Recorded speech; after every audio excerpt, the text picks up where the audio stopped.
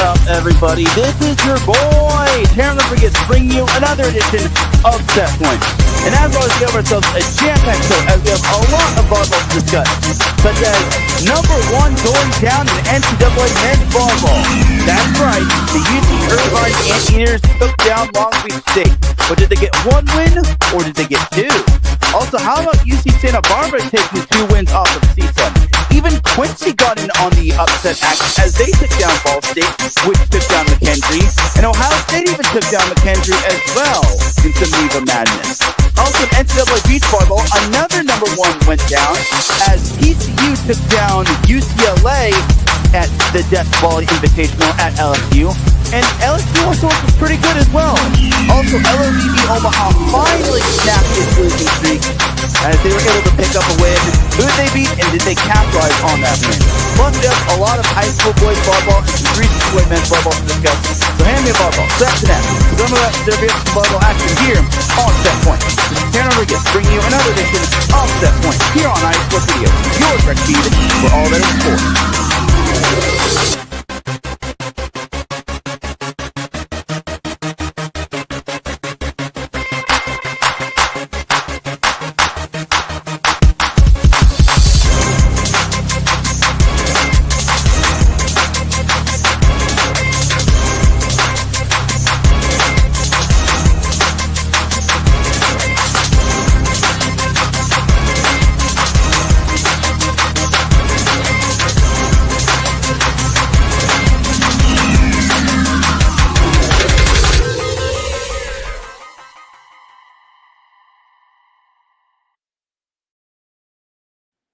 And welcome one, welcome all to another edition of Set Point. Thank you all for joining me on this beautiful Monday afternoon, Monday evening, Monday, wherever you are listening from. Either way, you've made your way into episode 292 of Set Point. And without any further delay, let us begin. But first and foremost, Set Point would not be where it's at without iSports Radio providing the platforms to go live on not only StreamYard, but on Twitch as well. Please do follow iSports Radio on several different social media platforms such as X, Instagram, TikTok, and Facebook. Also, make sure to subscribe to us on YouTube. We would greatly appreciate that. We're trying to reach 500 subscribers by the end of April, and with your help, we could definitely make it happen. We're already at 370-ish followers, and we definitely would like your support in subscribing and getting to that goal of 500 subscribers. Also, make sure to check out our website, iesportsradio.com, for all of your latest sports news, our blog, our pages dedicated to each podcast, such as Set Point, our merchandise shop, where you can cop t-shirts, tank tops, hoodies, and much more. Also, check out the Hall of Fame, where yours truly is in the Hall of Fame, inductee number 10. Also, check out our blog and our Fans of the Month, and so much more. For the last 10 years, iSports Radio has been bringing you amazing content ranging from interviewing legendary athletes, coaches, and other authorized media personnel to building tailor-made shows dedicated to all major sports cities around the country. Thank you to everyone for all of your support and for making iSports Radio your direct feed for all that sports. A huge shout out to our sponsors, Planet Jerky Premium Brisket Beef Jerky, Seal the Deal Wax Seals, Raw Nutrition Supplements, and Vital Apparel. So without any further delay, let's get on in to what our sponsors are all about.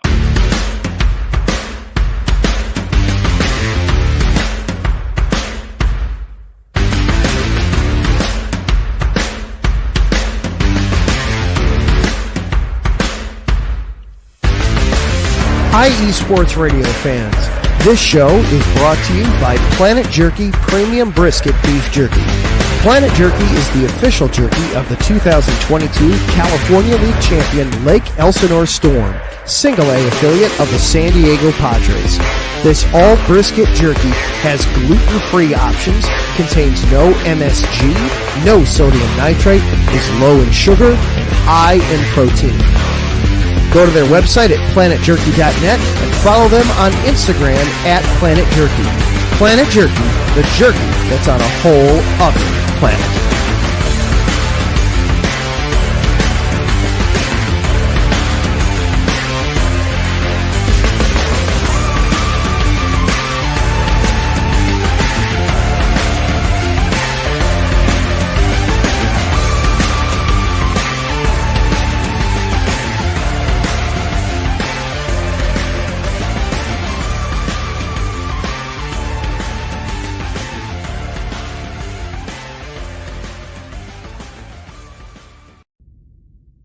rise and shine. It's 4 a.m. The stars are still out. The sun is beneath the horizon, but it's time to punch in and go to work. The comfort of your warm-ups turns into the grinding out of your reps as the clinking and the clanking of the plates create a symphony of euphoria. There's no other feeling like it. Earn it, burn it, and take what's yours. IE Sports Radio has proudly partnered with Vital Apparel, a brand that not only fits great, but also promotes and donates to mental health research. Use our code IESR to get 15% off their comfortable and inspiring gym wear and help them on their amazing journey to support mental health. Go hard, take part in your iron therapy, and be strong. Because when your mental health is as strong as you are, there's no telling how far you'll go.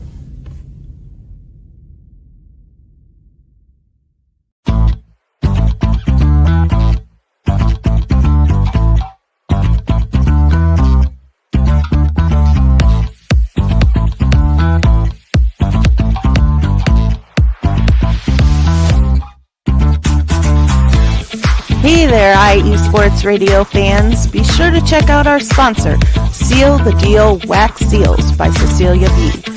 You just finished your very own wedding or baby shower invitations and you're looking for that extra special touch? Maybe you just wrote a letter to a relative or a friend and you want to add to their smile when they receive it. Then seal the deal with Cecilia's handmade sealing wax stamps for your invitations, letters, and gifts. You bring the deal, we'll bring the seal. You can find them on Instagram at sealthedeal_wax stamps and on Facebook, Seal the Deal Wax Seals.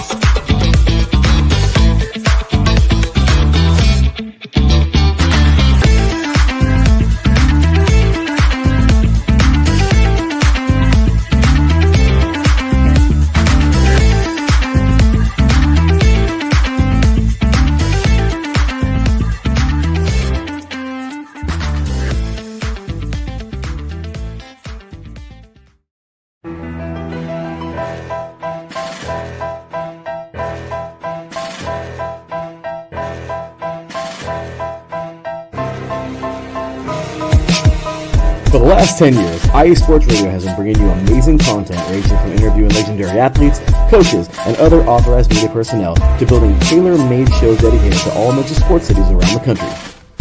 Make sure to follow us at IE Sports Radio on X, Instagram, Facebook, TikTok, and YouTube to keep up with the latest in sports and with all of our shows. Also, make sure to check out our daily updated website at iesportsradio.com. At iesportsradio.com, you can see our daily show schedule and check out all of our show pages with personal bios to learn a little bit more about each of our awesome hosts. In addition to our show pages, you can catch the IE Sports Radio blog, Hall of Fame, Fans of the Month page, and our merchandise shop including t-shirts, tank tops, caps, long sleeves, hoodies, and more. For now over a decade here at IE Sports Radio, we've continued to be by the fans, for the fans, and we thank you all for your support and for making IE Sports Radio your direct feed for all that is sports.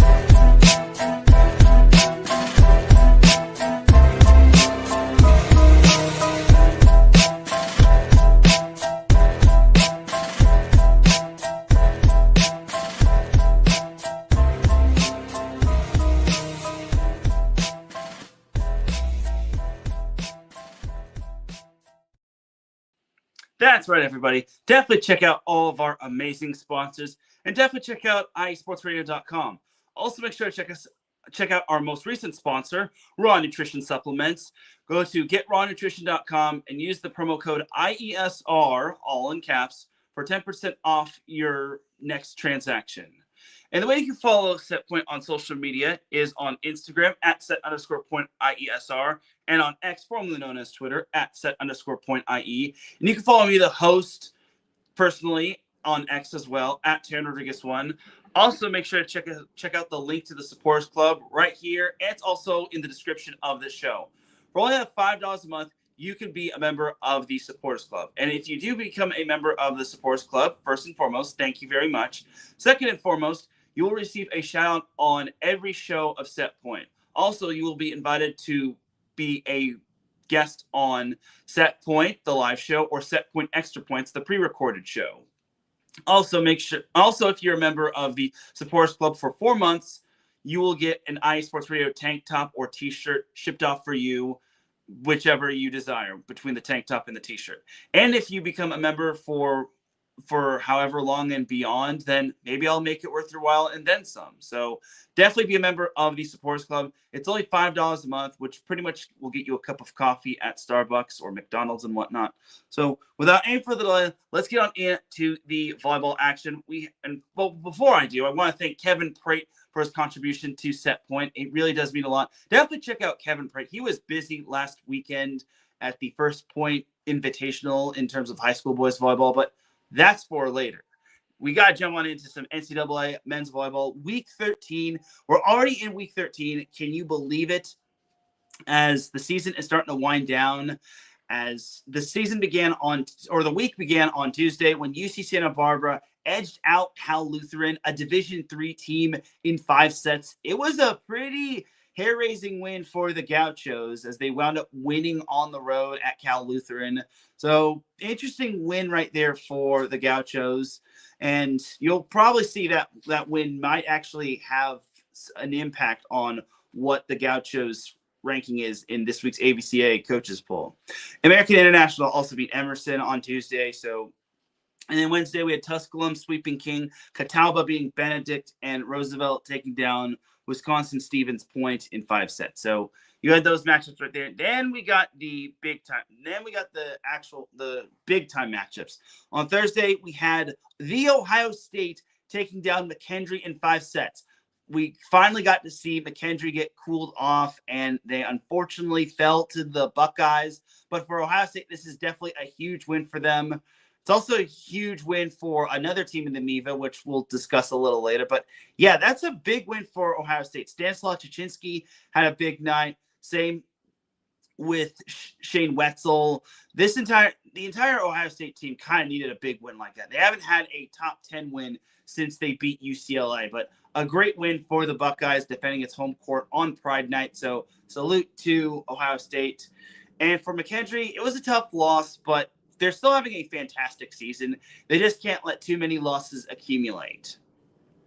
Then we had Lewis taking down Queens of North Carolina in straight sets. Loyola Chicago swept Lindenwood. UCLA swept Pepperdine in 3 close sets. And Concordia Irvine took down Vanguard in 4 sets. So jumping over to Friday, we had a lot of volleyball. So much volleyball to discuss. LIU took down Damon in 5.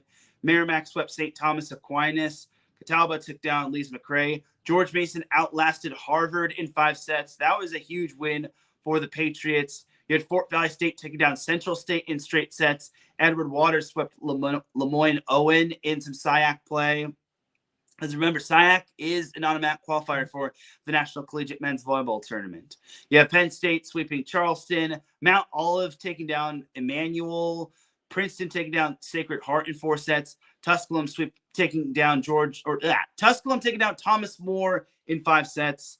We had Loyola Chicago sweeping Lindenwood again. We had number 18 UC Santa Barbara taking down number 8 CSUN in 5 sets. So finally, the Gauchos managed to pull off a big 5-set win for themselves. Their biggest win prior to that was them beating GCU, which, believe it or not, that actually isn't really the most impressive win, but the fact that UC Santa Barbara got a win over CSUN was pretty big. And then Stanford swept Menlo. USC took down Grand Canyon in 4 sets to basically continue their winning ways. And then we had the match and series of the night. This one, I was so glad to be back in attendance. I was a little late as I missed most of the first set, but I managed to catch UC Irvine sweeping number 1 Long Beach State. The number 5 Anteaters finally picked up their signature win. But something I didn't know is that Sotir Shapanis was not in the lineup. He was out for that game, as from what I was told, he had a back injury. He had missed the previous couple weeks. He doesn't know when he's going to be back. No one knows when he's going to be back. So we don't know what Sotir Shapanis, the status of Sotir Shapanis is going to be. But UC Irvine went on the road, defeated Long Beach State. They dodged 2 set points from Long Beach State, wound up snatching the first set in very close fashion. And then Long Beach State just did not look like themselves. They just didn't look like the Long Beach State that was just dominating a whole lot of other teams. Now, they hadn't really played anyone worth noting. Their last top 10 matchup was against Grand Canyon and CSUN. But I will say Long Beach State didn't really pass the ball all that well, and they missed a lot of serves. They missed 22 serves, which was very unfortunate for them. Will Darcy had a big game for UC Irvine. Halir Heno was solid as a rock. Joe Carlos strung together a nice offense for a UC Irvine team that hit over 400. Over 400, 472, which I thought was pretty darn good, if you ask me. And Long Beach State, the big stat of the night was that Long Beach State had 0 blocks. They got tooled so many times, but they did not register 1 block against UC Irvine. UC Irvine had 7.5. So for Long Beach State losing, the takeaway for them is this. It's tough that they lost, but the streak was bound to be broken. And the silver lining is that it's better they lost now than they lost in the Big West Championships or the National Collegiate Men's Volleyball Tournament, which you're about to see that loss actually isn't going to matter all that much. So for UC Irvine, they played practically flawless. And like I mentioned, Will Darcy stepped up. On a team when you have Nolan Flexen, Micah Goss, Max Grigoriev, and Halir Heno, UC Irvine want to get Will Darcy involved, and that was big for them. He really stepped up, and honestly, I could not have been more excited for him. I thought UC Irvine played a clean game. It's UC Irvine's first win against Long Beach State at the Pyramid since 2015. So over 10 years ago, January 17th, 2015 was when UC Irvine previously beat Long Beach State prior to last Friday. But hats off to UC Irvine. They really showed their stuff. They really struck their stuff in that match. But the second matchup between Long Beach State and UC Irvine kind of went the other way, as Long Beach State got a little revenge. Now, something in the match against UC Irvine was what really popped out to me. They brought in Alex Kondev. Alan Knipe told me that Alex Kondev is someone that was going to hopefully get some playing time, but unfortunately, he got sick sometimes, he got hurt, and other things were just preventing him from stepping onto the court. But this time they started Alex Kondev. They also started Ben Braun at middle. I think they were starting Nato Dickinson at middle prior to that. But instead they went with Ben Braun, the transfer from Ohio State. And it paid dividends for the Beach, as they wound up sweeping UC Irvine in the second matchup. The first set was 25-22. Contrary to what popular belief will say, it was actually 25-22, not 25-23. That was a scoring error on UC Irvine's part. Second set was 25-19. And then the third set, UC Irvine got out to a big lead. They were holding on to that lead for most of the set. And then in overtime, Long Beach State wound up winning the match on a walk-off service ace from, you guessed it, Moni Nikolov. Moni Nikolov came up big in that second match. He had 10 kills to go along with his 20-plus assists. He was also serving up a storm as well. He almost had a triple-double, as Nikolov had 6 digs. If the match had gone on, I'm willing to bet that Moni could have gotten that triple-double. But after the match, it was, as Alan Knipe told me, Beatlemania for Moni Nikolov, as everyone was going gaga over him. And for good reason. He's a very electric player. He is what's good for NCAA men's volleyball. And if he does decide to move on and play professionally after this season, I wish him the best. But we got to appreciate Moni Nikolov while we can. So for UC Irvine, they had 21 kills from Halir Heno, but that was pretty much their biggest. They didn't really have too much production out of the middle. They only had 1 kill in the middle, and that was from Max Grigoriev off of a one-handed set from Joe Carlos. They got 7 kills from Will Darcy, 8 kills from Nolan Flexen. The 21 kills that Halir Heno had, that was pretty much over half the kills that UC Irvine had as a team, as UCI just did not have that second match mojo to them, but it was still a solid week for them. They managed to split against the number 1 team in the nation. So a good week for UC Irvine. Hawaii took down UC San Diego in straight sets on Friday, as well as taking them down in 4 sets on Saturday. So in that match against UC San Diego, there was a lot of chirping when it came to the Bows and the Tritons, mainly from UC San Diego's Bryce Dvorak. But that's that swagger that Bryce Dvorak has. And I've covered Bryce Dvorak in high school. He is an electric player. He's not ready to hide his emotions and whatnot. But Hawaii, with Hawaii going 2-0 this past week, they're now the only undefeated team in the Big West, with Long Beach State losing to UC Irvine. So the Bows, if they control their own destiny in terms of being the number 1 seed. But the Big West championships go through them, and it's so tough to win at Stan Sheriff Center. It's going to be packed when it comes to the Big West Conference Championship. So we'll have to wait and see. But if Hawaii can get that number 1 seed, that would mean they wouldn't have to play either Long Beach State or UC Irvine until the championship match of the Big West Conference Championships. The way that Hawaii's going, by that might add. But they've got a big week this week. They're at CSUN, which CSUN is hungry for a Big West Conference win. Some other matchups that happened in the NCAA men's volleyball world on Saturday. We had Harvard sweeping number 20 George Mason. Huge win for the Crimson. Fort Valley State swept Central State. Edward Waters swept Lemoyne Owen, which means those two are atop the SIAC. We had LIU taking down Damon in straight sets. NJIT took down DUville. Princeton took down Sacred Heart for a second time. USC took down Grand Canyon for a second time. Concordia Irvine outlasted Vanguard in 5 sets. UC Santa Barbara took down CSUN again, this time in 4 sets. You had Stanford sweeping Menlo. UCLA took down Pepperdine in 4 sets. Credit the Waves. They were scrappy in that match. Unfortunately, it was just a matter of UCLA having a big night from Cooper Robinson and Cam Thorne and a bunch of other talented fellas. You had Ball State taking down McKendree in 4 sets. And remember when I said another MIVA team is going to benefit from McKendree's losses? Well, that team is Loyola Chicago. So with McKendree's losses this week, Loyola is all alone in first place in the MIVA. So Loyola controls their destiny in terms of winning the MIVA conference outright in terms of the regular season and getting that number 1 seed, which is big for the Ramblers. And I think they also have the tiebreaker over McKendree due to head-to-head sets won. McKendree wound up winning the second meeting against Loyola in 5 sets, while Loyola beat McKendree the first time around in 3 sets. And then Mount Olive took down Erskine in straight sets to wrap up the Conference Carolina's regular season championship, which was big for them.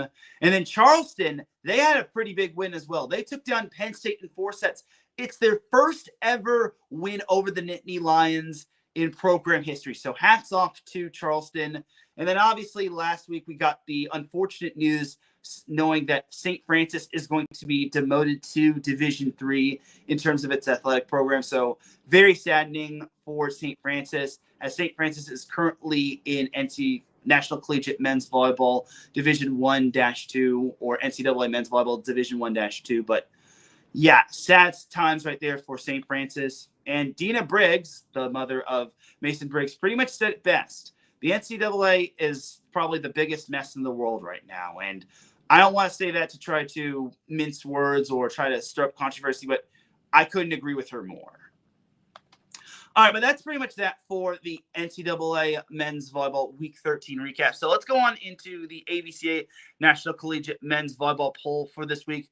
So Long Beach State, despite losing, they're still number 1. UCLA and USC are number 2 and 3. UC Irvine moved up to 4. Now, I kind of question this because UC Irvine did get swept the second go-around, but it is well-deserving that they were finally able to pick up their first ever top 5 win of the season. And then Hawaii dropped down, which I don't agree with Hawaii dropping down, but Hawaii was only like 4 points behind UC Irvine in this week's poll. And then UCLA actually got 2 first-place votes, as Long Beach State didn't sweep the first-place votes in the AVCA poll. But ranked for the first time this season is Mount Olive of the Conference Carolinas, which is huge right there. So now we're getting a lot of variety in terms of NCAA men's volleyball teams ranked in the National Collegiate Men's Volleyball poll. We got Lincoln Memorial of the IVA ranked still. We have Mount Olive of the Conference Carolinas ranked. UC Santa Barbara, they only went up 2 spots, even though they defeated CSUN twice. Now, maybe that could be the Cal Lutheran 5-set win kind of coming into play, but I think they might deserve a little bit more of a bump up. And then Ohio State, even though they beat McKendree, they actually went down in the poll, which I kind of disagree with. I know Lincoln Memorial only has 1 loss, but man, that's brutal if you're the Buckeyes. You snap one of the most longest win streak that was currently active before Long Beach State, and then you go down in the poll. I don't know about that one. But that's that for the AVCA National Collegiate Men's Volleyball poll. So for the Off the Block Men's Volleyball poll, it went as follows. Long Beach State 1, UCLA. This was from last week, by the way. So Long Beach State 1, UCLA 2, USC 3, Hawaii 4, UC Irvine 5, Loyola 6, CSUN 7, McKendree 8. BYU, after their loss to GCU, they went all the way down to 9, and then Pepperdine went down to 10. So who I voted for in last week's Off the Block Media poll, it was pretty much, I was going to put BYU below McKendree, but I thought, well, BYU has played some pretty stiff competition, so I gave BYU the benefit of the doubt. I can't now realize I think that might have been a mistake, but I digress.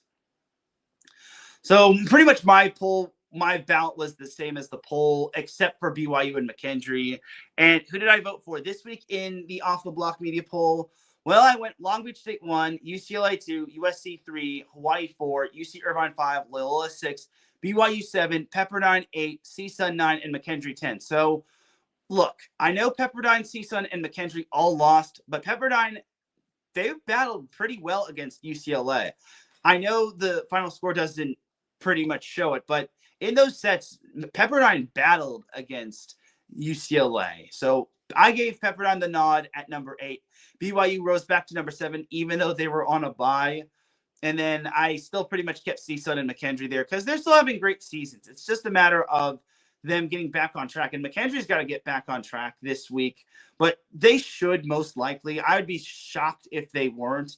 They've got Lees McRae and Quincy this week. I also forgot to mention Quincy wound up beating Ball State in 5 for their first ever win against Ball State. This was on last Thursday, and it was a huge win for the Hawks. So Quincy is not your grandfather's Quincy in the MIVA. So keep that in mind. All right, but now let's jump on into the NCAA Men's Volleyball Week 14 preview. So Tuesday, so no matches today. Tuesday, we've got North Greenville at Tusculum, Quincy at Rockhurst. Wednesday, we have McKendree at Missouri S&T. So it's Missouri S&T, not Lees McRae. So my bad on that. So McKendree plays Missouri S&T in a non-conference match. Then Catawba plays Belmont Abbey. American International plays Nichols. And Simpson of California takes on William Jessup. All right, now for Thursday and for the big-time matches. Loyola Chicago plays Queens of North Carolina on Thursday. The two also play each other on Friday. Well, if Loyola wants to lock up the outright number 1 seed of the MIVA tournament and pretty much the regular season MIVA title, they're going to need to win these 2 matches. Next week, it's really tough for Loyola as they've got Ball State and Lewis, and they did lose to Lewis early in the season, so we'll have to wait and see what happens with Loyola. Speaking of MIVA action, you have number 15 Ball State playing number 18 Ohio State. This is going to be a fun little matchup. I think this matchup can definitely be something to watch for, especially since Ball State and Ohio State are still jostling for position. Lewis can technically win the MIVA and clinch the number 1 seed in the regular season. Will clinch the number 1 seed of the tournament and then win the regular season title. But Lewis needs a lot of help along the way, and I don't know if it'll be happening. Like McKendree's end of the regular season in terms of the MIVA is a little bit more lax than the likes of Lewis and Loyola, but I digress. But yeah, Ball State, Ohio State should be a fun one. Lewis at Purdue, Fort Wayne, that should kind of be a fun one. I mean, Purdue, Fort Wayne has nothing to lose except possibly missing out on the MIVA tournament, but Lewis, they pretty much need everything to go their way if they want to win the regular season MIVA title and be the number 1 overall seed of the tournament.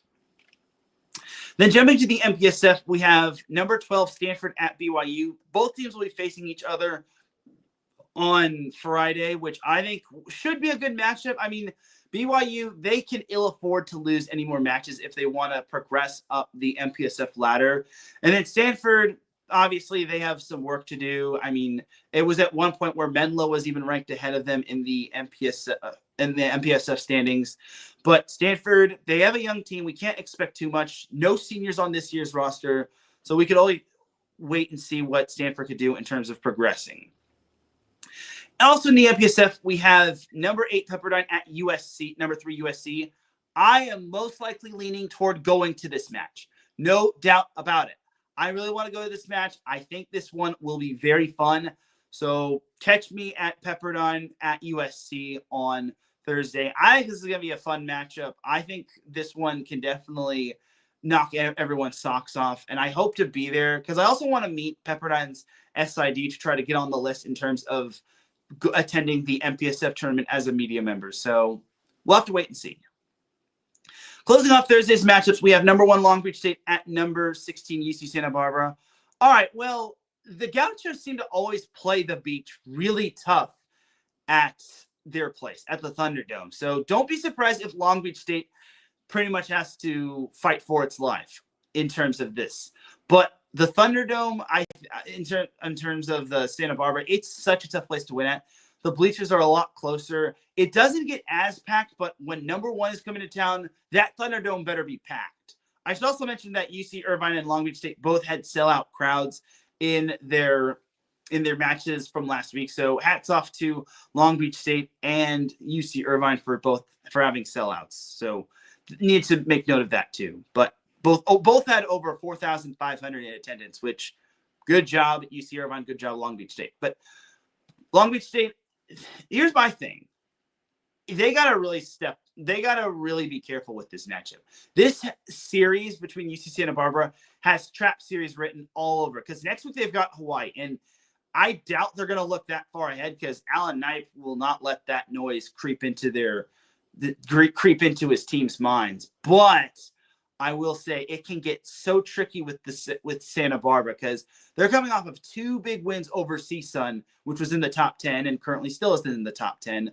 And honestly, for Long Beach State, I think their work will be a little cut out for them. But I think they can definitely win. It's just a matter of not letting Riggs Guy and George Bruning go off. Now, the reason why I mentioned those 2 players is because I don't know if Jess Bianchi will be playing in this series, let alone in any of either match, just because Jess Bianchi did not play in the second match against CSUN, as Riggs Guy, Owen Lonecar, George Bruning, I forget the guy's last name, but it's like Ben Bergman. I don't know, but either way, UC Santa Barbara has a lot of talented players that can step up, and Cole Schobel has really turned that program around offensively. And then Friday, we have a mixture of matches. We have NJIT at Charleston. We have George Mason at Princeton on Friday and on Saturday. First place in the EIVA. Definitely keep an eye out for that matchup. You have Hawaii at CSUN. It's first place in the Big West versus last place in the Big West. I think this is going to be a very fun series between Hawaii and CSUN. Let's see if Hawaii can win outside of Stan Sheriff Center, which they have, aka BYU. But let's see that the most dangerous team is a team that has not won anything, and CSUN has not won a Big West Conference match. So Hawaii better be careful. And I imagine CSUN is going to be packed, probably mostly with Hawaii fans, but I definitely could see CSUN's support system coming out and showing love to the Matadors. Then Friday and Saturday, you have UCLA at Grand Canyon. Well, I would say this would be a good matchup if Grand Canyon had a little bit better of an MPSF record, but don't count out GCU. They play really tough at home, and UCLA probably wants a little vengeance from last year losing the MPSF tournament pretty much in their second home in Galen Center, but I digress. Then you have Stanford BYU round 2, UC Santa Barbara at Long Beach State. That should be a fun one. UC Irvine at UC San Diego, the Battle of the Border top 10 matchup between the Anteaters and the Tritons, as the two also face each other on Saturday, but more on that later. That's going to be a fun one for Irvine. Let's see if the Anteaters can build off of this progress from last week after they knocked off Long Beach State. UC San Diego is going to look to try to get their first top 5 win of the season. They have a top 10 win over previously top 10 Stanford, but it's all a matter of top 5 now. And then Saturday, we have, like I mentioned, George Mason at Princeton. UC San Diego, UC Irvine. I plan to go to that matchup right there after I cover some beach volleyball. USC at Pepperdine, that's going to be another fun one. Ball State at Purdue-Fort Wayne, that's going to be a sneaky good matchup. If Purdue-Fort Wayne had a better record, I would say Purdue-Fort Wayne, Ball State would be a definite must-watch matchup just because it's the Battle of Indiana. What more could you want? You got Hawaii at CSUN. You have Lewis at Ohio State, round 2. Quincy at McKendree. The big mistake for McKendree would be sulking about the losses to Ball State and Ohio State. They got to get off the mat ASAP. I mean, the Missouri S&T matchup is probably going to be their get their swagger back match, but they got to come up big against Quincy and next week against Purdue-Fort Wayne. And then we probably have maybe the match of the week, Lincoln Memorial at Mount Olive. So you're probably wondering, Teran, why is that the match of the week? Well, it's a matchup between a ranked team not in the MPSF, the EIVA, the MIVA, and the Big West. It's 2 ranked teams from the IVA, the Independent Volleyball Association, and the Conference Carolinas. So that's what makes that match of the week material. You all are probably going to think I'm crazy, but I think Lincoln Memorial, Mount Olive is match of the week right there. I mean, look at the other matches. I mean, Ball State, Ohio State maybe can be a candidate for match of the week. Pepperdine, USC is probably series of the week just because Pepperdine is actually right on the heels of USC. And if Pepperdine plays their cards right, they could actually sneak up on SC. And if SC kind of breaks down, then even though I don't see it happening, I just think that USC probably will be winning that series. They'll at least win one. But Saturday, they'll be playing at Pepperdine. They better get used to being in Stonehouse Gymnasium and whatnot. So there you go. That's pretty much that for some of the notable matchups. And then Sunday, we have Fairleigh Dickinson at Damon. So that's that right there for some NCAA men's volleyball. I didn't go through all the matches. I wanted to get through most of the notable matches. Excuse me for 1 second. Sorry about that. Had a little bit of a sneeze right there. So that's that for all of the NCAA men's volleyball matches and for NCAA men's volleyball this week. So now I got the AVCA National Collegiate Beach Volleyball poll from last Tuesday. So UCLA was 1, TCU 2, LMU 3, USC 4, Stanford 5, Cal Poly 6, Florida State 7, Texas 8, Long Beach State 9, Cal 10, so on and so forth. LSU is 11th. So you basically have that right there for your poll. No one dropped out, and the biggest movement was Georgia State and Texas moving up. So that's that right there for the AVCA National Collegiate poll. So now for the NCAA Beach Volleyball Week 6 recap. So the main headline for NCAA Beach Volleyball was going to LSU for the Death Volley Invitational. Yeah, Invitational.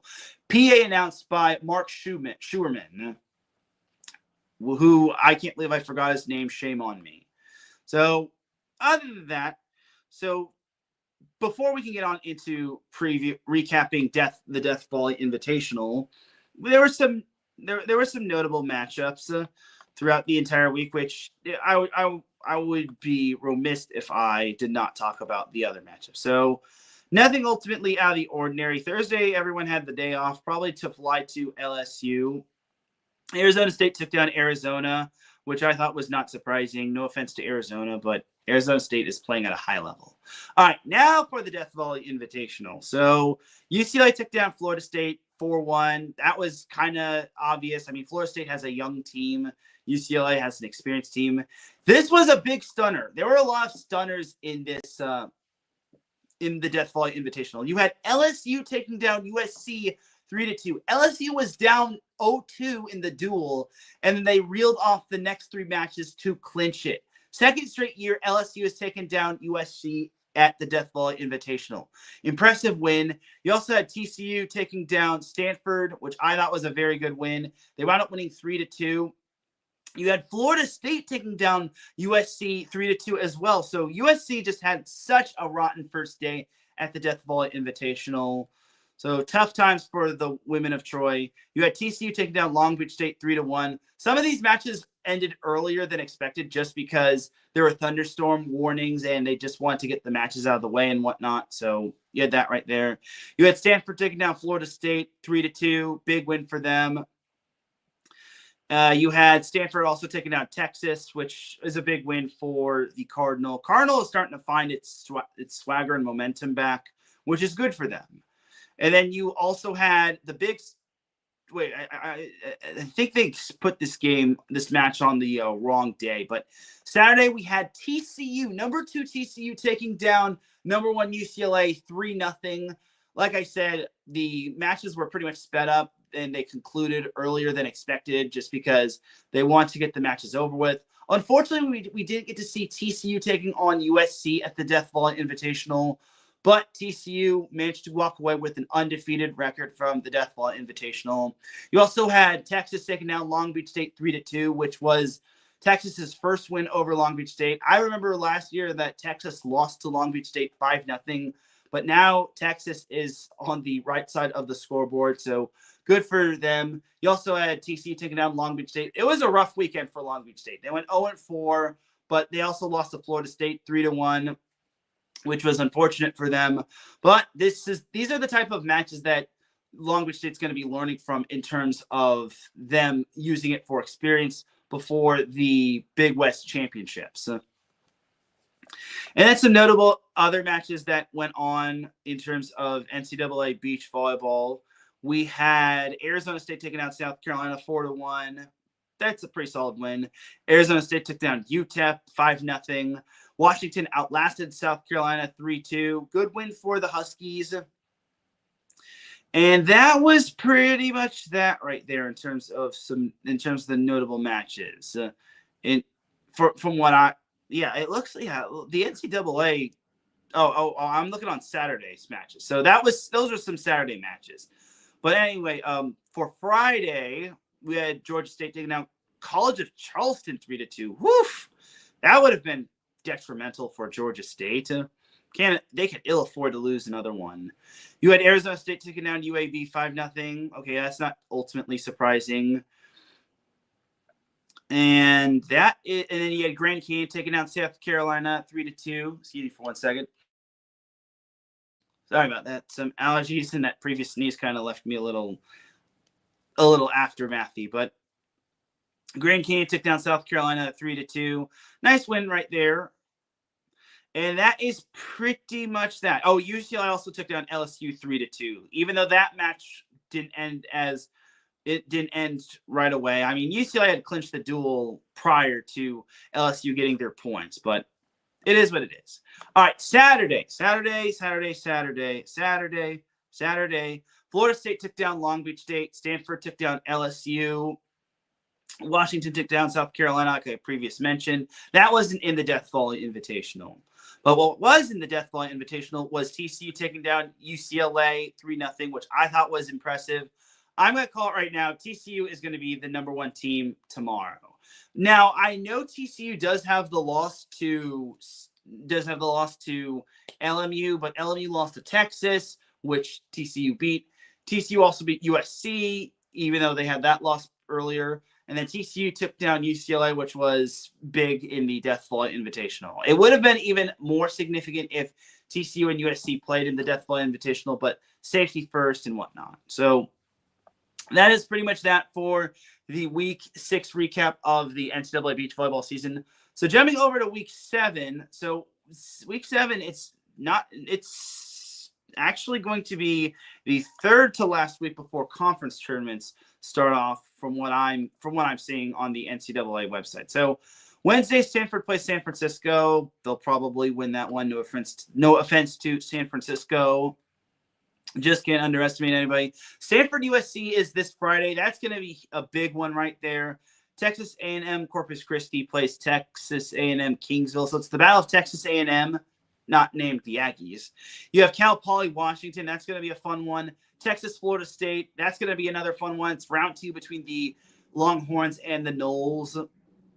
You also have Pepperdine, Arizona State. That can kind of be a sneaky good matchup, but Arizona State will probably win. No offense to Pepperdine, of course. Cal Poly, UCLA, that's going to be a very fun one. LSU, Florida State, another really good one. Hawaii, USC, probably going to end in the – well, actually, no. Hawaii pushed USC the first go-around, but it's going to be a whole different story for these two. But with the way USC has been struggling, I know they beat Texas on Saturday, but I will say, if USC continues to struggle like this, I don't know if they'll be 5-peating. But we all can't underestimate or count out USC. I'm pretty sure they're going to play their best beach volleyball when the time comes. You also have Washington, UCLA. Most likely Bruins are going to win that one, but you never know. It's a former Pac-12 matchup. And then Saturday, we have South Florida taking on Florida State. Okay, that can kind of be a good matchup. You have Florida FAU taking on Florida State again. So it's the Battle of Florida.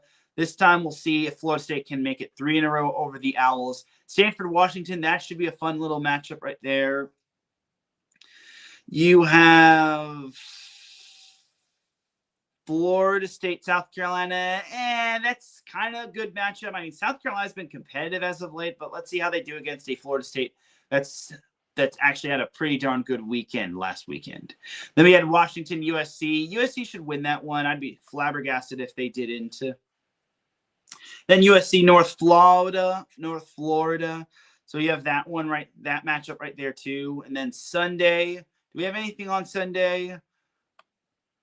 No. Wait, no, I lied. We have North Florida taking on Long Beach State taking on Cal Poly, Hawaii taking on Cal Poly, and Hawaii taking on North Florida. So those are some fun matchups right there. Those are some notable matchups right there. But other than that, that's pretty much going to do it for the NCAA beach volleyball portion of the show. We're going to take ourselves a quick commercial break. When we come back, we've got some PVF to recap, some LOVB to recap, and much more. So keep it locked here. You were listening to Set Point here on IE Sports Radio, your direct feed for all that sports. We'll be right back after this.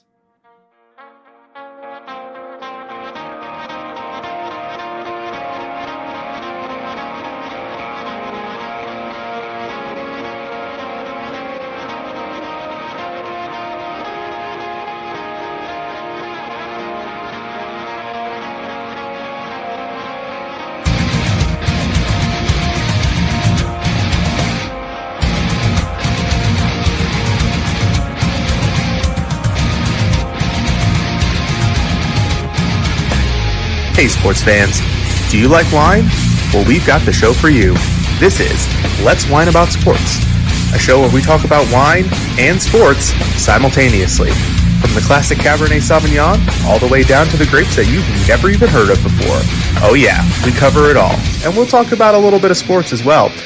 Football, hockey, collegiate, women's sports, it doesn't matter.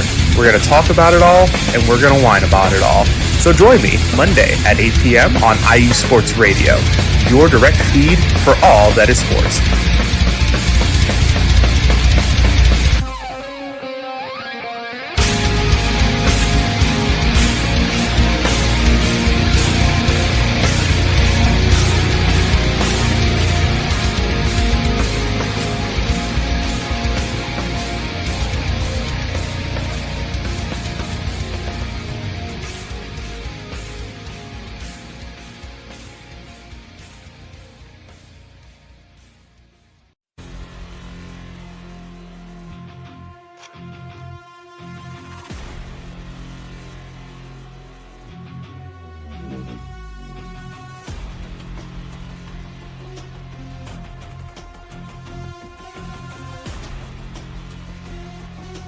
What's up, Pittsburgh?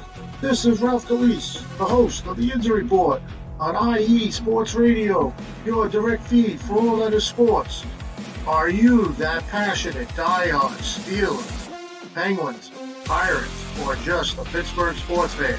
Then please join me on the Injury Report every Tuesday on IE Sports Radio, the direct feed for all that is sports, and I will update you on all that's black and gold, and have you telling your Pittsburgh fans and friends what's up with Pittsburgh sports. Tune in Tuesday with me, Ralph Calise, the User Report on IE Sports Radio, your direct feed for all that is sports. Let's go!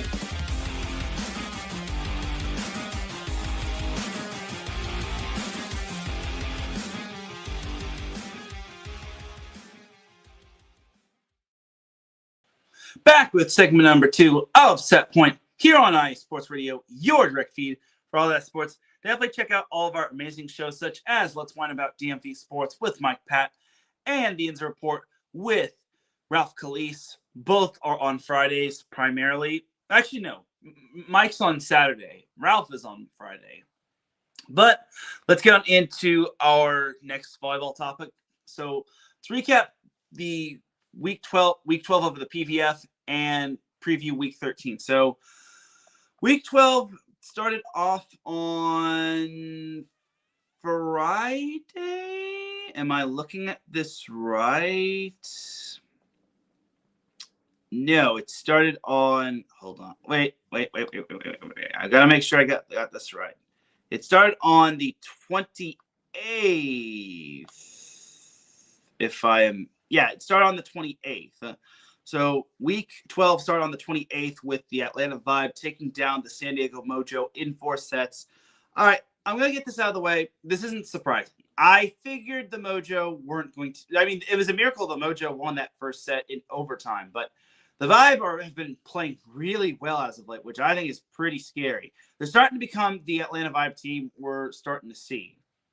As leading the way for the Vibe was Leah Edmond, who had 20 kills. Pia Timmer added 16 kills along with, she had 11 kills with 16 digs. Blech.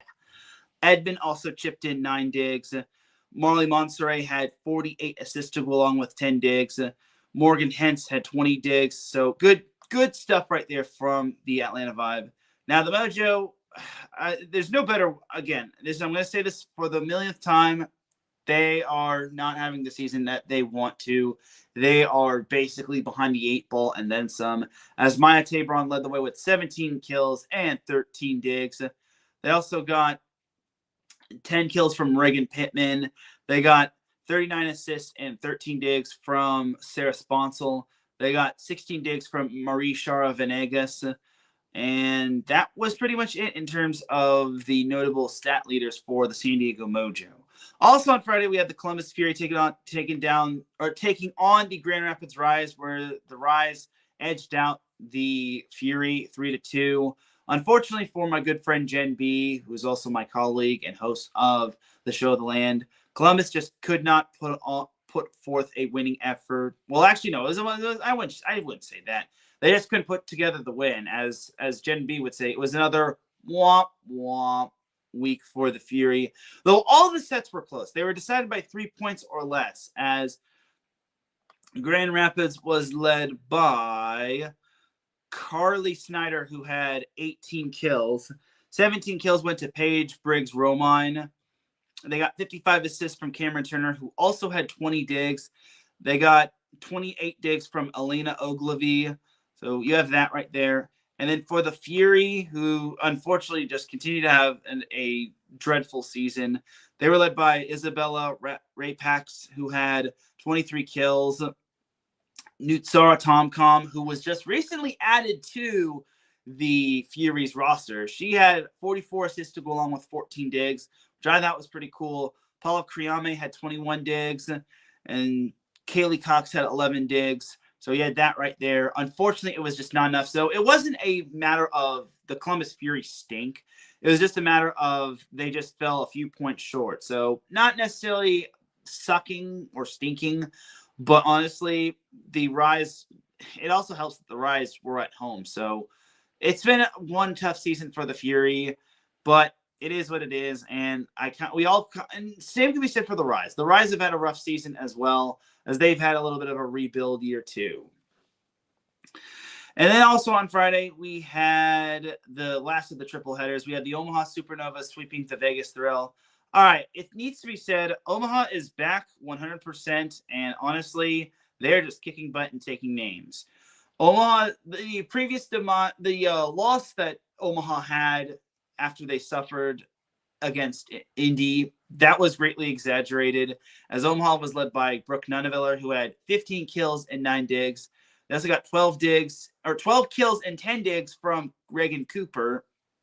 They got 9 kills from Kelsey Payne. And then they got 39 assists from Natalia Valentin Anderson. So I need to just tell you all this. Omaha, I think, is the team to beat. This is their last year of the PVF before they head off to the MLV, the Major League Volleyball. But I'm just going to say that the Omaha Supernovas are basically putting the entire league on notice that they are so back. They never left, but honestly, they just were in a position where they were just in a sticky situation. The whole MLV news kind of distracted them and whatnot, so on and so forth. For the Vegas Thrill, which saw their one-match win streak get snapped, Hannah Maddox led the way with 15 kills. Good to see that Hannah Maddox is back to her standard self, her old self. I mean, last week was kind of a little bit of an ugly week for her in terms of one of the matches that Vegas had lost, but it is what it is. Willow Johnson added 9 kills for the Thrill. Setter duties were split between Carly Graham and Alicia Glass-Childress, as the Thrill are just having a second half of the season to forget. Like, again, I still think the Columbus Fury broke them, but I digress. All right, Sunday was a quadruple header, as we had the Columbus Fury taking on the Atlanta Vibe, where in expected fashion, the Atlanta Vibe swept the Columbus Fury. Well, at the very least, they won. And unfortunately, the Fury just could not crack 20 points in any of the sets. So, yeah, it's that match basically describes the Columbus Fury season, as the Vibe were led by McKenna Vicini, who had 10 kills. Very good debut. I don't know if it was a debut, but good to see her back and leading the way. Leah Edmond had 8 kills.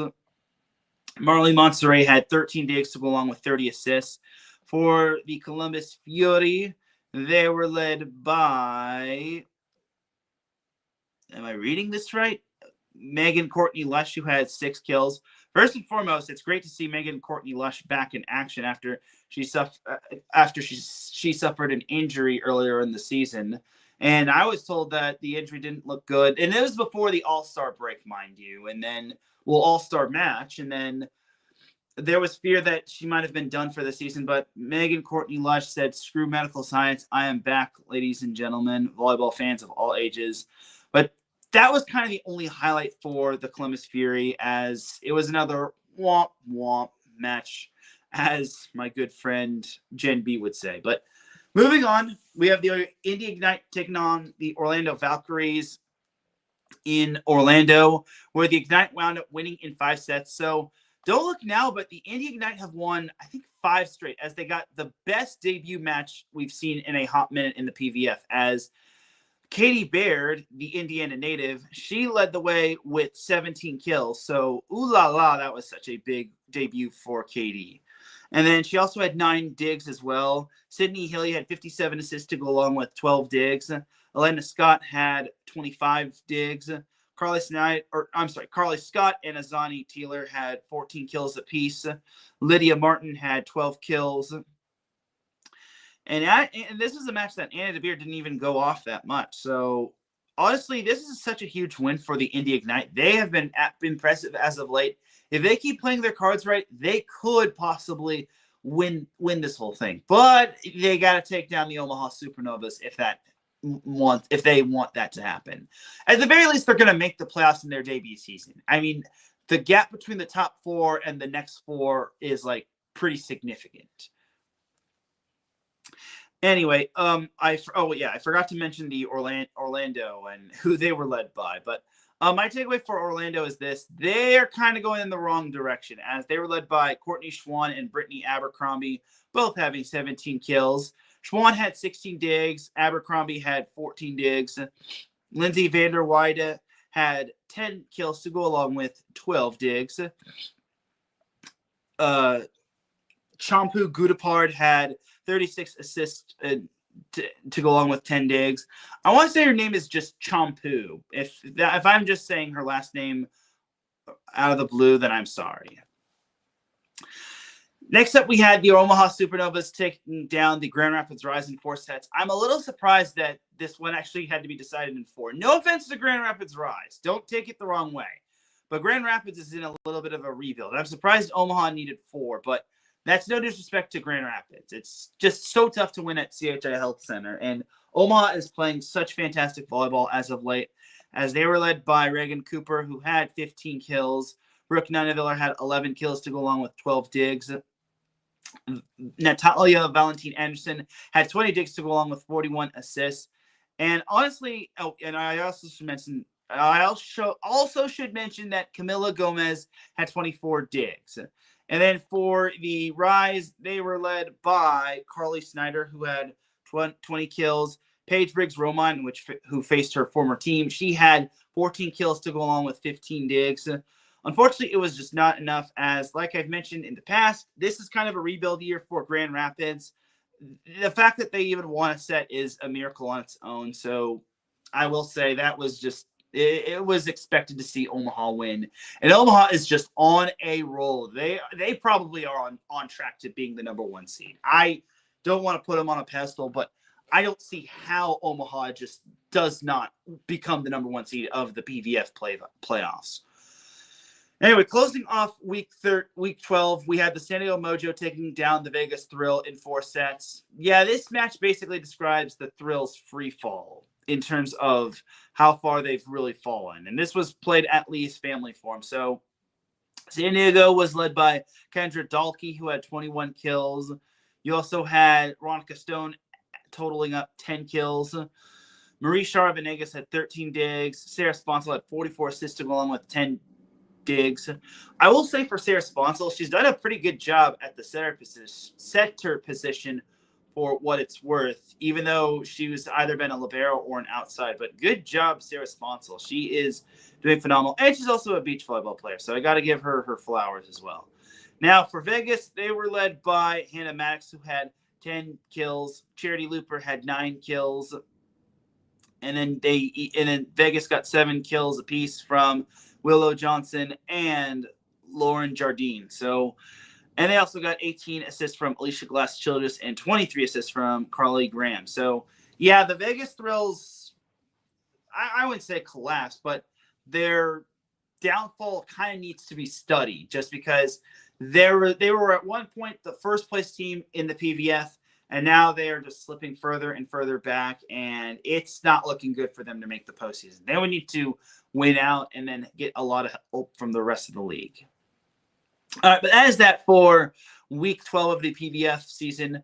So starting on Saturday, we only have, am I reading this right? Yeah, there's only 3 matches this weekend. They're all on Saturday. So we have the Orlando Valkyries at the Omaha Supernovas. If Orlando wants to have any sort of hope of winning the regular season PVF standings or finishing first in the regular season PVF standings and getting the 1 seed, they're going to need to win and win some more, and they're going to need to hope that Omaha goes on this nasty losing streak. But until that happens, Omaha, they're hosting this matchup. This one is probably going to spell Omaha win unless Orlando plays some best volleyball. Now, Omaha isn't as hot as they were when they were on that win streak, but I'm just going to say Omaha is playing some very good volleyball. I just think that Orlando, they've been inconsistent as of late, and that's partially due to the loss to the San Diego Mojo. So it just goes to show that you just got to play the game, and you just can't guarantee anything. Also on Saturday, we have the Vegas Thrill at the Grand Rapids Rise. Well, the way the Thrill have been playing, it's just so tough to really say that if the Thrill will win this one. If they win this one, then there's some hope for them in terms of making the playoffs. But here's the thing. If the Thrill lose, then they'll fall even further below in the PVF standings, as Grand Rapids is only a half a game behind them. So if the Thrill want to have any sort of hope of making the playoffs, or if not slipping further and further down the standings, the Thrill are legit going to need to win this match and then some. And then closing off week 13 of the season, we have the Indy Ignite at the Columbus Fury. If the Ignite somehow lose this one, I don't know what to say. I get it. It's at Nationwide Arena. And I just said it that anything can happen. But the way the Indy Ignite are playing, they should win this one fairly easily. The only way I could see them somehow losing this is if the Columbus Fury have the whole nothing left to lose mentality. And if that happens, then I will say for Indy, they would deservedly deserve to lose. Deservedly deserve to lose. Go figure. All right, but that is that for the PVF Week 12 recap and Week 13 preview. Let's jump to some LOVB action. So LOVB. So this week is actually the final week of the regular season, and then in week 14, it's the championships, the LOVB finals. So looking at week 12, we had LOVB Omaha finally. Well, actually, no. Before that, we had LOVB Atlanta taking down LOVB Houston in 4 sets. By doing so, LOVB Atlanta has locked up the number 1 seed, which I thought, okay, well, first and foremost, LOVB Atlanta truly deserves it. They are really playing some darn good volleyball. They have maybe some of the best volleyball. They're playing some of the best volleyball as of late. They were led by Mackenzie Adams, who had 15 kills and 8 digs. So all in all for Atlanta, they were able to win on the road. That's pretty big right there. They also got 10 kills from Danielle Catino. And then Kelsey Cook had 16 digs to go along with 8 kills. So not bad. Jordan Thompson had 14 kills. Maddie Kingdon Rochelle led Houston with 15 kills. Jess Merzick had 7 kills to go along with 10 digs. And Micah Hancock had 13 digs to go along with her handful of assists right there. So all in all, it's not that LOVB Houston was bad. It was just more so that Atlanta was just a whole lot better. And it kind of describes Atlanta in a nutshell right there. Atlanta is dominant and they are just on a roll. And they're not slowing down for anybody. But now we can discuss LOVB winning, LOVB Omaha winning. Finally, they snapped their 9-match losing streak. It took them a while, but they finally got the job done as Kim Drunlock led the way for Omaha with 21 kills and 16 digs. Maddie Kubik Banks had 17 kills. Emily Thader had 14 kills, along with Sammy Francis. She had 14 kills as well. Jordan Larson, the governor, had 18 digs to go along with 6 kills. For Atlanta, they were led by Maddie Skinner, who had 22 kills. Anna Hawk had 14 kills, and Molly McCage had 10 kills. So the takeaway for Omaha is this. Finally, this team wound up winning. It felt it was bound to happen eventually. They were bound to win at least once this week against either Salt Lake or Austin, because those are the teams that were kind of near Omaha's level. Not saying that Omaha was bad, but Omaha was just due for a win in spades. And they finally were able to do so, winning on the road, mind you. So great job to Omaha for finally snapping that losing streak, and they earned it. Unfortunately, that win was short-lived. That 5-set win was short-lived as LOVB Omaha wound up losing in 5 against LOVB Salt Lake. And what's worse is that LOVB Omaha got reverse swept. It seems like this weekend was the case of 2 steps forward and 10 steps back. And it sucks for Omaha because they have lots of talent on that team, as Roni Jones-Perry led the way for Salt Lake with 22 kills. She had 14 digs. Skylar Fields also chipped in 15 kills. And then Tori Dixon had 9 kills, as well as Danny Drews, who also had 20 digs. For LOVB Omaha, they were led by Jaleel Winters, who had 17 kills along with 11 digs. Maddie Kubik had 12 kills to go along with 12 digs, and so on and so forth. Kim Drunlock had 9 kills to go along with 10 digs. So you got to feel bad for Omaha, especially if you're an Omaha fan. Just when you thought Omaha was back on track, they unfortunately rip your hearts out again. And then closing off the Week 12, we had LOVB Madison, the red-hot team from LOVB, taking down LOVB Austin in 5 sets. So the quick takeaway for that matchup is this. Annie Drews Schumacher, or Annie Drews, she is her. She had 28 kills, which is an LOVB high.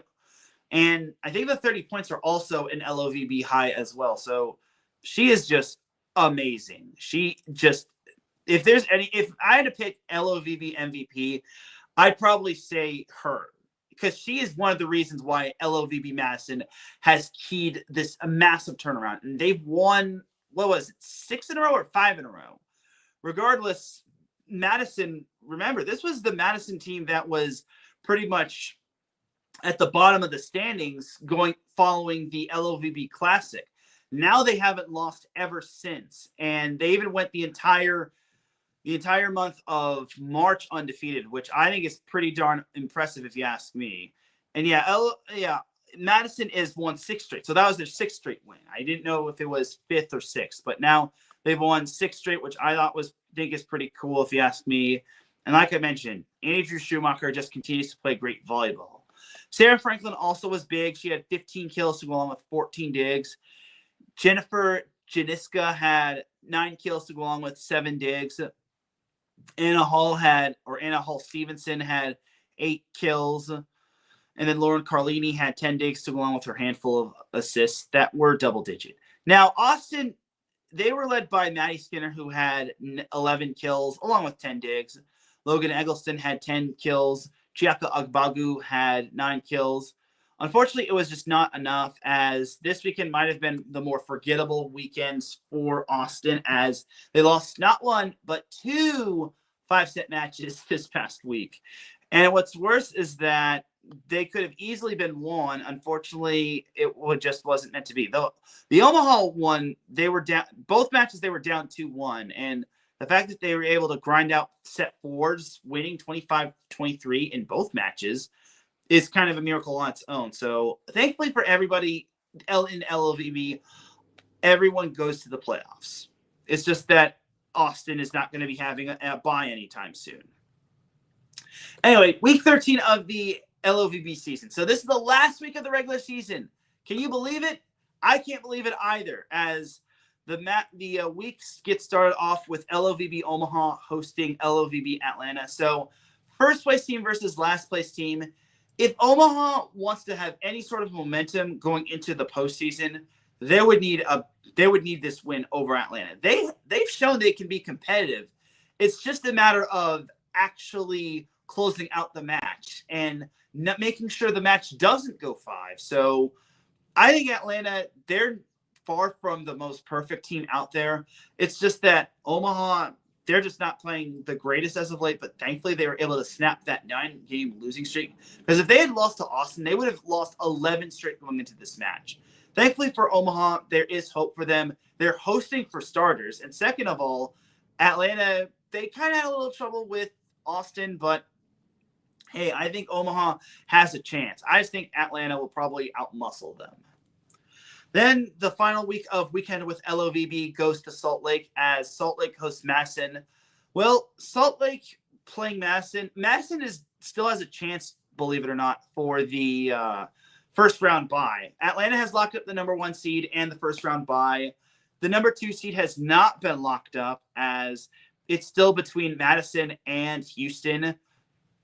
But Madison needs a lot to go their way in order for them to clinch that number 2 seed. So looking at the standings as we take time out from the week 13 preview, Madison is 7-7, and then Houston is 9-6. The only way I could see Madison surpassing Houston is if Madison wins both their matches, which actually is against Houston, and then So the first matchup is LOVB Madison taking on LOVB Salt Lake. I think Salt Lake definitely has a shot at this. They're home. And Madison, I mean, I'd hate to say this, but Madison, I feel they might have a clunker game coming up. I don't want to wish that upon any team, but the way that they've won 6 straight, it's only a matter of time before one star player on their team has the worst night, which is definitely common amongst teams. But I wouldn't be surprised if Madison would also take down LOVB Salt Lake, because Madison is just playing some unreal volleyball as of late. But let's see how they do on the road. And then Saturday, what's tough about Madison is that they play Houston to end off the regular season. So this match has a lot on the line. If Houston sees Madison lose to Salt Lake, then Houston clinches the number 2 seed. If Madison wins out, if they win against Salt Lake and they win against Houston, they're the number 2 seed and they get the bye into the semifinals. The big concern for Madison is this. They play back-to-back nights and they don't get 24 hours of rest. That is what really sucks for LOVB Madison and their situation. I think Madison could be in big trouble when it comes to facing Houston because they could probably beat Salt Lake. That's for sure. Houston, on the other hand, they may have some problems, no pun intended, because Madison, coming off of the second of a back-to-back with less than 24 hours of rest, that is brutal for them. So we'll have to wait and see what happens with Madison. But for right now, that's their path to clinching the number 2 seed. If they win out, they're the number 2 seed. If they lose one along the way, Houston's the number 2 seed. But Madison is a scary team. Madison, I wouldn't say if they lose, they wind up, that could be detrimental for them. But if they lose, then their path to winning the championship becomes a little bit longer, as they would have to go through the quarterfinals, which would mean they'd have to most likely face Omaha, and then so on and so forth. And then they play through the semifinals and then the championship. So that's Madison's path to winning the championship right there. And then the final match of the regular season of LOVB is LOVB Austin at LOVB Salt Lake. All right, so this one might have some implications. I mean, Salt Lake is right behind Madison. If there's ever a week for Salt Lake to win, this is the week, because Salt Lake needs to, if Salt Lake can beat Madison and they can also beat Austin, then Salt Lake will jump Madison, and then Salt Lake will be the 3 seed, and they'll take on Omaha most likely. But if Austin were to win and then Omaha were to lose, then Austin were to stay at 5 and then Omaha would stay at 6. But if Omaha were to win and then Austin were to lose, then Omaha would be the 5 seed, Austin would be the 6 seed. And then if Austin and Omaha both win or they both lose, then they would stay put at 5 and 6. It's very complicated, I know, but honestly, that's kind of the path of the LOV. That's kind of how this whole thing works. Atlanta is the only team that has finalized their position. They can't move any lower than 1 seed, as they are just kicking butt and taking names. But 2 through 6 is still up for grabs in terms of seeding. So we'll have to wait and see what happens. But for right now, this is the final week of the LOVB regular season. Next week, we've got the LOVB championships, which the first round will be played on ESPN Plus. Then the semifinals will be played on ESPN2, and then the championship will be played on ESPN2 as well. So all of this is being taken place at the KFC Yum Center. That is what I'm talking about. Do not let any team have unfair home court advantage. I'm not saying that in a negative fashion. I'm just saying that if a team that makes the postseason, that's not like the number 1 overall seed, has home court, is there any point to having seeds? Food for thought. So I vote, when it comes to having leagues, have your playoffs at a neutral site. Please and thank you. LOVB got that part right. Good job, LOVB. All right, and that's no knock on like Omaha. I'm not trying to say that Omaha isn't a good place to have league playoffs, but I'm just saying that it would be fair for the other teams and whatnot. So that's my opinion. But that's going to do it for the LOVB portion of the show. We're going to take one last commercial break. Well, first, I actually do want to acknowledge my boy Marcus. Lowe's great in the chat room. He says, salute to you too, good sir. But when we come back, we've got some high school boys volleyball to discuss, and we've got some junior college men's volleyball to discuss. So keep it locked to here. You are listening to Set Point here on IE Sports Radio, your direct feed for all that sports. We'll be right back after this. Sports fans, do you like teams that are tough, cities that are tougher, and fan bases that are passionate about their teams? How about teams that are historic and stadiums that are iconic? Then you belong in Chicago, and you need to check out Chi-Town Weekly. Join me, Adam Kernan, every week as we keep up with all things Chicago sports. Bears, Bulls, Blackhawks, Cubs, White Sox. We'll cover them all, plus more. The Windy City is always buzzing, and we'll keep you up on all the big games and major stories. So tune in to Chi-Town Weekly every week right here on IE Sports Radio, your direct feed for all that is sports.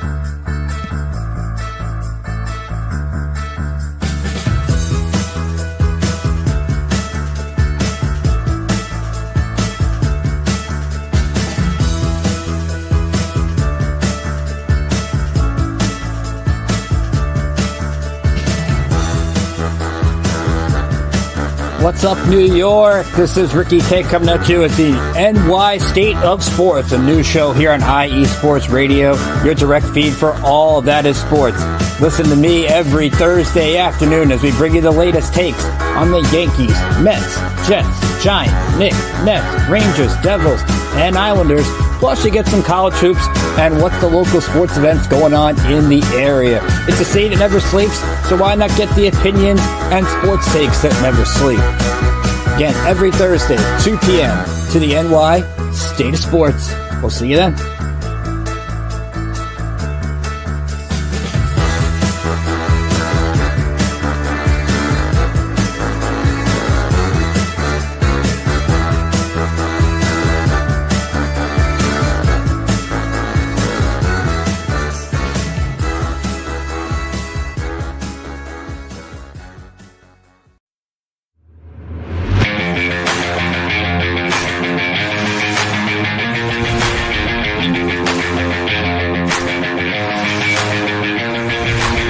What's happening, sports fans?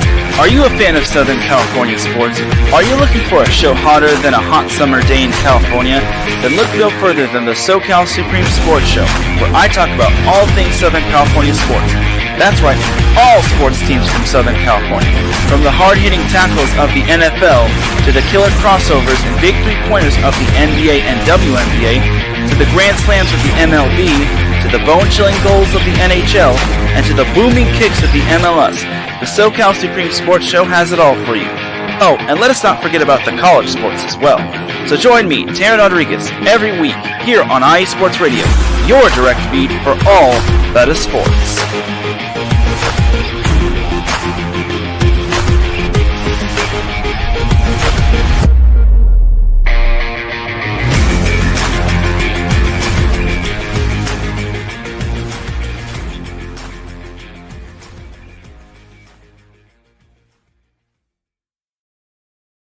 And we are back with the final segment of Set Point here on IE Sports Radio, your direct feed for all that sports. Definitely check out all of our amazing shows, such as New York State of Sports with Ricky K, which goes on every Monday. We also have Chi-Town Weekly with Adam Carn, which also goes on Monday. Also check out my second show, the SoCal Supreme Sports Show, which goes on primarily every Friday. Next week, I might have to change it to like Thursday, just because I'm going to be a busy bee, but we shall see. Anyway, let's close off the show with the last two segments. So let's talk some 3C2A men's volleyball. All right, this past week was another fun week as we had some notable wins from notable teams. So kicking things off last Wednesday, we had Orange. First and foremost, I actually went to this matchup. Orange Coast taking out San Diego Miramar in straight sets.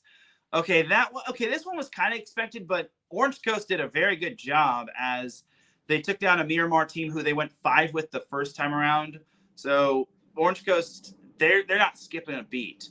Then you had Moore Park taking down Santa Monica, Golden West taking down Palomar, Fullerton taking down Antelope Valley, Santa Barbara taking down El Camino, Long Beach City taking down LA Pierce. Then we had this sad and unfortunate matchup. We had Grossmont taking down Santiago Canyon in 5. Oh, those poor Santiago Canyon Hawks. They almost pulled off their first win of the season, but they still have yet to get their first win of the season. Feel bad for Tim Johnson, aka the Bear. He's the head coach of Santiago Canyon. It would have been so great to see Santiago Canyon finally get their first win of the season, but unfortunately it was not meant to be. Speaking of 5-setters, we had Irvine Valley, the Lasers, taking down San Diego Mesa in 5 sets, with 5th set being 20-18. An incredible win for the Lasers, their biggest win of the season. Don't look now, but those Lasers could be sneaky good come the later parts of the season. I think Irvine Valley can definitely challenge some teams, and they probably are the team that no one wants to face in the 3C2A men's volleyball playoffs. Then last Friday, we had Moore Park sweeping El Camino, Santa Monica taking down LA Pearson 4, Orange Coast sweeping Grossmont, Palomar sweeping Santiago Canyon. Oh, that's not good for Santiago Canyon, as the Hawks, their last 3 matches of the season are Golden West, Orange Coast, and Irvine Valley. They're going to need some Tim Johnson magic if they want to win. Santa Barbara City took down Fullerton in 4. Unfortunately, Long Beach City, Antelope Valley didn't get posted, but I imagine Long Beach City won. You had Irvine Valley taking down San Diego Miramar in straight sets, which I thought was pretty good on IVC's behalf. No big match hangover right there. Then we had another stunner. We had San Diego Mesa taking down Golden West in 4. Like I've been telling you, if there's any indicator that you should be watching 3C2A men's volleyball, those are the indicators. Golden West, which I imagine moved up to number 2, but was still probably classified at number 3 in the state. They lost at San Diego Mesa again. That kind of leaves the door open for Orange Coast, because now here's how the playoff scenarios and automatic qualifiers work. So there are 2 conferences, 4 divisions. If you win your division, it's an automatic qualifier. So take, for instance, Orange Coast wins the Southern Division Coastal. And then San Diego Mesa wins the Southern Division Pacific. And then in the Northern Division, you got Moore Park. Let's say they win that one. And then in the Northern Division Central, you have Long Beach City winning that one. Those 4 teams would automatically qualify for the postseason. And then after that, it would be a point total between teams in your conference and teams in non-conference. So you get 2 points if you win a conference matchup in the Southern Conference or the Northern Conference. And then you get 1 point if you win a non-conference game. So and I don't know if you get any points if you beat 4-year universities, but if you get bonus points for that, then that'd be interesting. But I don't know. But that's what Travis Turner told me. Thank you to Travis Turner for explaining me that. This whole new playoff system is a little confusing. Why don't we just have one whole big Southern Conference and Northern Conference with no tiers, and then just have automatic qualifiers of finishing in the top 4 and whatnot? Or matter of fact, just scrap conferences altogether, because again, as I said last week, you can win your conference, but then you can get bounced in the playoffs. Like, take for instance Irvine Valley in 2022. They wound up tying for first in the Orange Empire Conference with Orange Coast. They got the number 2 seed in the automatic qualifier from that conference. And then Irvine Valley just got bounced in the first round by Moore Park. So conferences aren't all that's cracked up to be. What really matters is playoffs and the big dance. And if you can make your way into the big dance, that's all that matters. All right, but looking at this week, you have Golden West at San Diego Miramar on Wednesday. That's a 3 p.m. start time, by the way. You've got Fullerton at Moore Park. That can kind of be a sneaky good game, but I think Moore Park would win that one.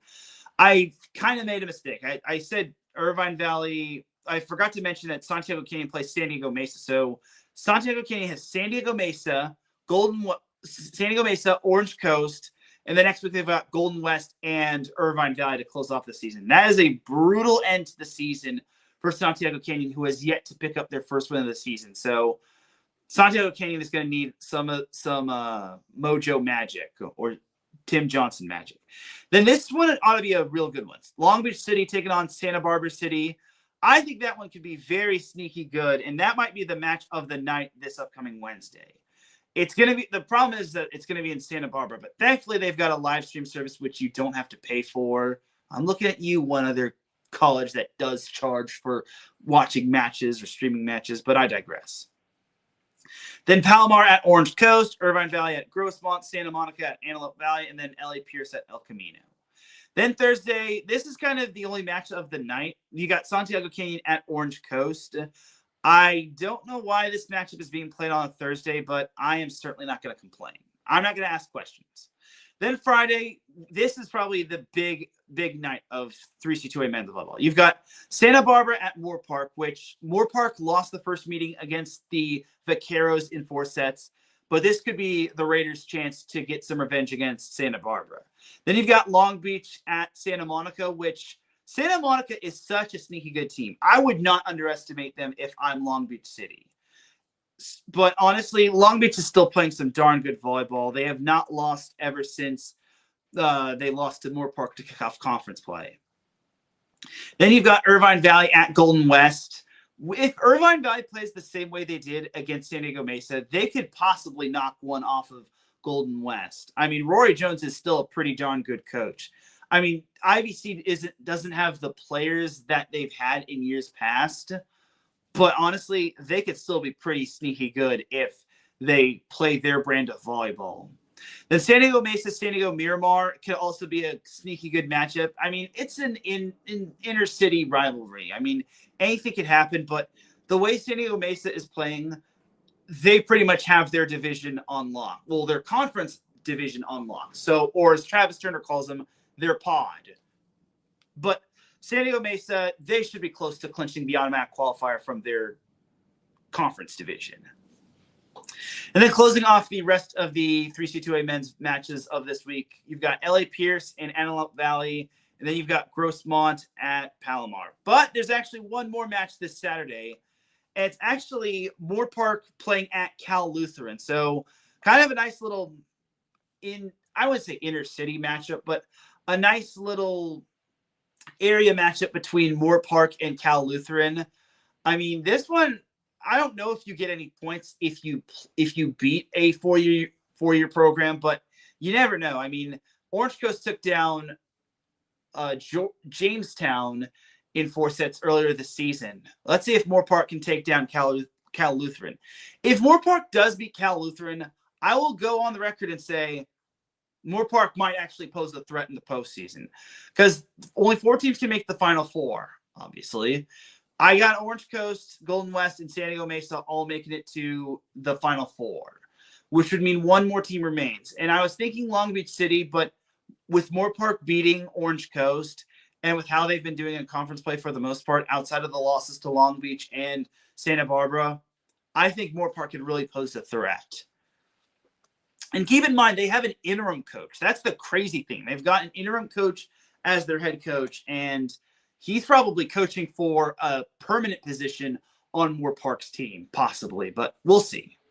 All right, but that's that for the 3C2A in men's volleyball. So let's jump to some high school boys volleyball. So I unfortunately didn't get a chance to talk about this last show, but the First Point Volleyball had its first ever First Point High School Invitational, which I thought was pretty cool. And Windward of Los Angeles wound up winning the first ever First Point High School Invitational, which I thought was pretty darn cool, if you ask me. I mean, I honestly didn't expect a California team to win it all, but this just kind of goes to show that California is kind of the mecca for some of these products, which Windward, for those that don't know, it's actually the alma mater of former Long Beach State men's volleyball standout Ryan Manoogian. So let that sink in right there. So I think it's pretty cool that Windward wound up making history. The First Point Invitational wound up taking place in Austin, Texas, just like the First Point Collegiate Challenge. But I thought that was a fun little invitational. They took down a team from Utah. Unfortunately, I am blanking on this team, and I really should probably know who Windward beat. But it is what it is, and I'm going to look it up right now. But my point of view my takeaway for this matchup for the whole tournament is this: I'm glad First Point is doing some sort of big thing to help grow its brand, and I think that it's really awesome that that they're doing this sort of thing, and we need to see more of this. Like maybe, it was nationally or it was streamed on YouTube, but at the same time, it would have also been great if it had been like streamed, maybe on like, well, no, you don't want Baller TV, but ESPN Plus, that would have been a lot of money in terms of possibly paying for that to have it nationally, to have it streamed. Which, don't get me wrong, it would have been great, but maybe they could. But who knows? Maybe they could also reach out to other teams like, say, Miracosta or Huntington Beach or Loyola to have in their tournament. Have it like a big time tournament. So Maple Mountain was the team that Windward beat in the final. So Maple Mountain, they actually were sweeping everybody. They took down Silverton of Oregon, Arvada West. Well, and they also took down Windward in pool play. So Windward didn't even have a perfect weekend. They actually lost to Maple Mountain, and then Maple Mountain also beat Oak Park of Missouri, because there actually is two Oak Parks, one in California. Then they took down Citation of Delaware in the semifinals, but then they lost to Windward of California. So all in all, that was pretty much that. And Set Point supporter Kevin Prate was actually at the First Point Invitational, First Point Invitational, which I thought was pretty cool right there. And his athlete of the week is Matthias Farrell, who is an opposite from Windward. So I can't wait to see what some of these boys can do. And I'll also keep an eye on Windward as well. And it looks like Matthias Farrell is committed to USC. Now, I'm not sure if you're kind of not putting 2 + 2 together, Matthias Farrell, he's committed to USC. You know who else is big when it comes to USC? Will Ferrell.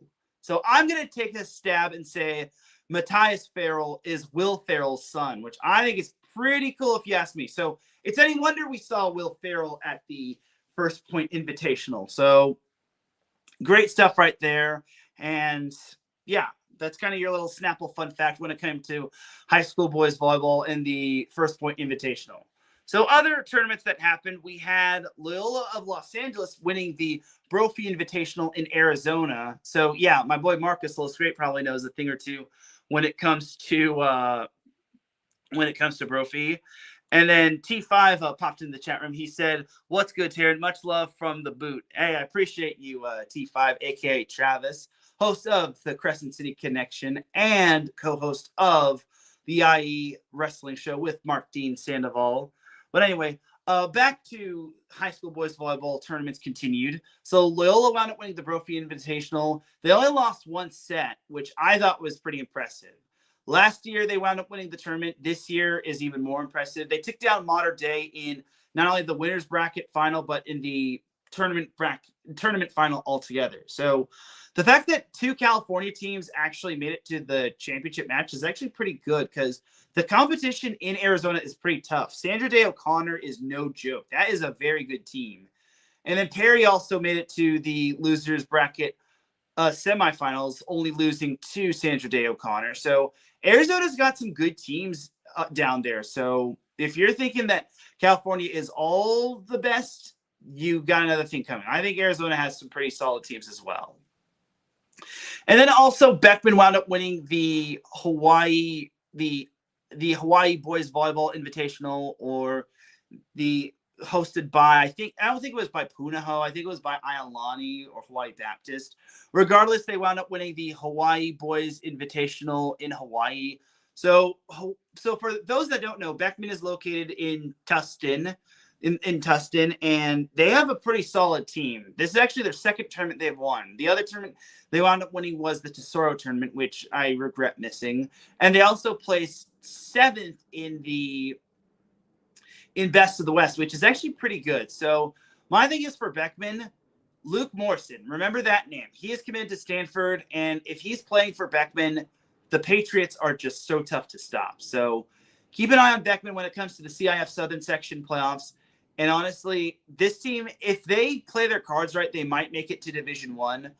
But let's be honest, I think Division II would be more ideal just because Beckman, with their talent, I think they can make Division II. They'll probably be in Division II, but it would be more ideal if they made it to Division I. Well, no, it'd be more ideal if they made it to Division II. But if they make it to Division I, that's a testament of how much and how close of a team that they are altogether. But that is pretty much that for all the high school boys volleyball tournaments. So this week in high school boys volleyball, Corona Del Mar has a big week. So I plan on going to both of Corona Del Mar's matches. They play at Huntington Beach on Wednesday, which is for first place in the Sunset League. And then Friday, they're home against Newport Harbor in Battle of the Bay. I missed the first meeting, which I don't think I missed too much because CDM just swept Newport Harbor. But this week is such a huge week for Corona Del Mar.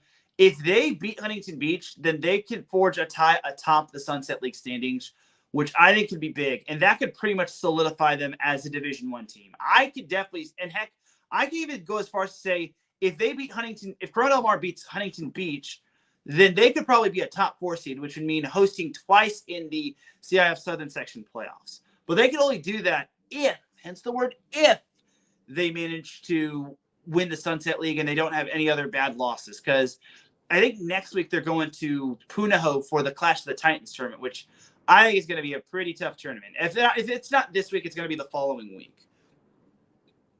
But Huntington Beach is playing some darn good volleyball as of late. And this week they go to the Santa Barbara tournament or the Karch Krai Tournament of Champions, where Miracosta is also going to be playing there as well. So it's a big week for not only Corona Del Mar, but Huntington Beach as well, because Huntington Beach, if they beat Miracosta, they could probably get the top seed of the CIF Southern Section Division I playoffs. But I could see but barring any bad losses from Huntington Beach in either Sunset League play or the Santa Barbara tournament, I could see Huntington Beach as at least the number 2 seed. Because last week they also beat Loyola, which actually had Blake Falbush back in the lineup. So I think that'd be great if Huntington Beach were to be a top 2 seed. Because if they're a top 2 seed, then basically all their pool play playoff games go right through them. And that Huntington Beach can be a real tough place to win at. Well, the bracket hasn't been released in terms of the Santa Barbara tournament, and I don't know what to expect, which Craig Pizzanti, the Huntington Beach coach, is going to keep me in the loop when it comes to that. Also this week, in terms of high school boys volleyball matches, Miracosta of Manhattan Beach hosts Marist of Illinois, which I think is going to be a very fun matchup.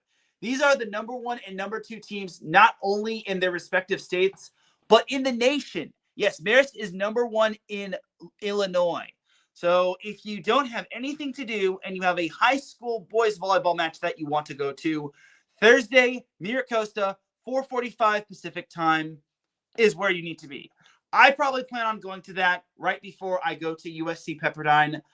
I think it would be more ideal if I were to go to both. I'd hate to just miss both. And I did promise my boy Devin Bussum that I would go to Miracosta's match against Marist. I totally forgot that Marist was one of the top teams, not only in their state, but in the nation as well. I think it's going to be a very good matchup, and I hope Miracosta and Marist don't disappoint me. So, Devin Bussum, you got me hooked on going to this match. So, got to give a shout out to him. He's a really good guy, and he does a lot for Miracosta athletics. All right, but that is going to do it for high school boys volleyball this week. And ladies and gentlemen, that's going to do it for this week's episode of Set Point. I really do appreciate everybody tuning in. If you listen live, I appreciate you. If you listen on the playback, I appreciate you. If you listen at work, I appreciate you. If you listen at any time, any place, anywhere, I greatly do appreciate you. You can catch me Wednesday at Huntington Beach for Huntington Beach Corona Del Mar, Thursday at Miracosta for Miracosta Marist, as well as USC Pepperdine, Friday at Corona Del Mar High School for Corona Del Mar, Newport Harbor, Saturday at UC Irvine for UC Irvine, UC San Diego. And then Saturday is also going to be the best in the West for beach volleyball. That's going to be played at Laguna Beach, which I think is going to be pretty cool right there. So something else to note for this week as well. But for everyone here at IE Sports Radio, this is Teran Rodriguez signing off. Have yourself a great rest of the week. Enjoy all the volleyball action because there's going to be a lot happening, whether it's in collegiate or on the high school level or even in the pros. I will see you all on Friday for the SoCal Supreme Sports Show. Have a great week, everybody. Peace.